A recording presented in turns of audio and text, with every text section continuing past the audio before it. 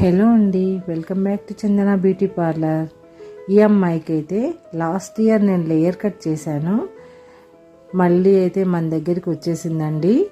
నేనైతే హెయిర్ అంతా చిక్కు లేకుండా దువ్వేశాను. చూడండి, ఇక్కడైతే హెయిర్ పైకి పట్టుకొని హెయిర్ అయితే కట్ చేస్తున్నాను, మంచి లేయర్ కట్ చేయడానికి. సో ఇప్పుడైతే ఇన్స్టాలో చూపెడుతున్నారు, ఇలా పట్టుకొని హెయిర్ కట్ చేసేసి డైరెక్ట్గా ఇలా అయితే హెయిర్ని వదిలేస్తున్నారు.